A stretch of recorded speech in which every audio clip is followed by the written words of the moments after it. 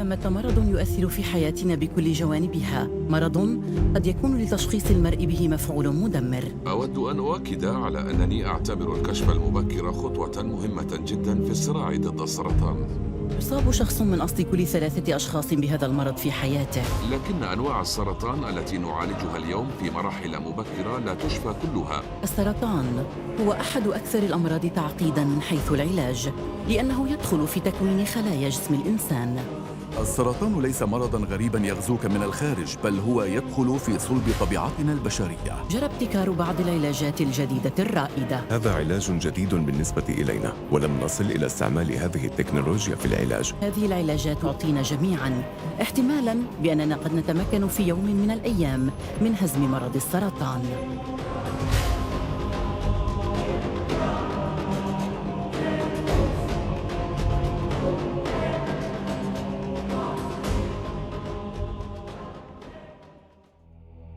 Maladie la plus ancienne et la plus partagée, le cancer touche tous les êtres vivants, y compris les plantes, depuis la nuit des temps. On a d'abord cru qu'il était lié aux humeurs, qu'il était contagieux, viral. Aujourd'hui, on lui suppose une origine génétique. Pour bien comprendre, il faut revenir au fondement de l'approche génétique. Elle postule que l'ADN contrôle tout dans notre corps. Le cancer proviendrait d'un dérèglement des codes régissant notre organisme, avec un gène abîmé, muté, cassé.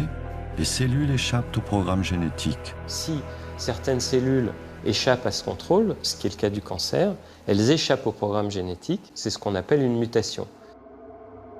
Il est possible d'utiliser notre système immunitaire pour éliminer des cellules cancéreuses. Mais là aussi, l'ennemi résiste. Les cellules cancéreuses peuvent souvent contenir un enzyme qu'on appelle IDO, qui détruit un de nos acides aminés, qui s'appelle le tryptophane. Et suite à cette destruction, les lymphocytes, les cellules de notre système immunitaire, les globules blancs de notre système immunitaire, qui se mettent à attaquer des cellules cancéreuses et qui sont donc autour d'elles, à cause de ce manque de tryptophane, arrêtent de fonctionner.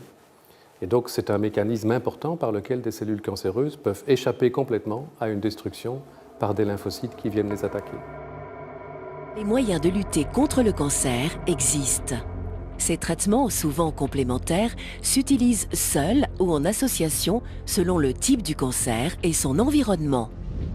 Ils permettent soit d'éliminer la tumeur et de guérir le patient dans les stades précoces, soit, à l'image d'une maladie chronique, de contrôler son développement.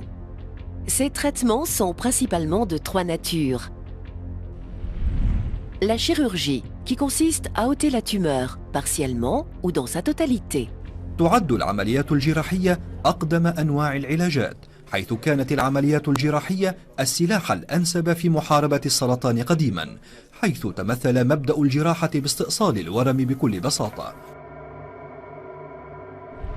La radiothérapie, qui expose la tumeur à des rayonnements pour empêcher la multiplication des cellules malades et entraîner leur destruction. نستطيع أن نقتل كافة الخلايا السرطانية إن عرضناها لكمية كافية من الأشعة، لكن المشكلة هي أنه علينا أن نتجنب المس بالخلايا الطبيعية المحيطة بالخلايا السرطانية، فيبقى التحدي هو تعريض الخلايا السرطانية لجرعة عالية من الأشعة وتخفيف هذه الجرعة قدر الإمكان على الخلايا المحيطة بها.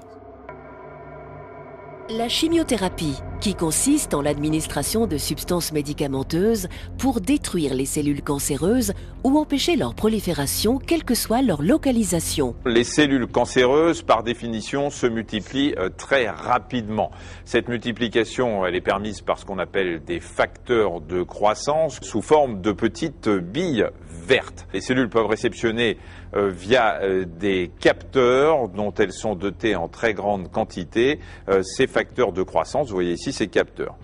Quand on va donner des médicaments de chimiothérapie, là on vous les a schématisés avec des boules rouges, on va les injecter dans l'organisme. Ils vont, ces médicaments, venir se fixer sur les récepteurs que l'on a vus tout à l'heure, et ils vont venir prendre la place des facteurs de croissance. Du coup, ça va priver la cellule cancéreuse de sa nourriture, en quelque sorte, et ces cellules cancéreuses vont finir par mourir, et par définition, la tumeur va régresser. Jusqu'à présent, la chimiothérapie et la radiothérapie agissaient sur les cellules cancéreuses, mais aussi sur certaines cellules saines, ce qui explique leurs effets secondaires. هل يجب علينا أن ندمر بهدف أن ننقذ؟ إن العلاج الكيميائي إضافة للعلاج بالأشعة يعدان من الأسلحة ذات الحد المزدوج، وفي كثير من الحالات يعدان علاجين متممين لمواجهة السرطان.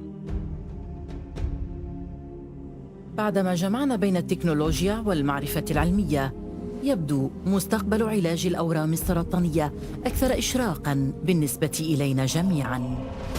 إننا نحرز تقدماً على مستويات مختلفة عديدة، من المستوى الجيني إلى مستوى تطوير الدواء، وصولاً إلى العلاج الدقيق بالأشعة أو بالتقنيات الجراحية. أعتقد أننا إذا حاولنا استهداف الأورام السرطانية بطريقة أكثر علمية، فإن ذلك سيمنحنا فرصة أكبر في استئصال هذه الأورام أكثر من الماضي.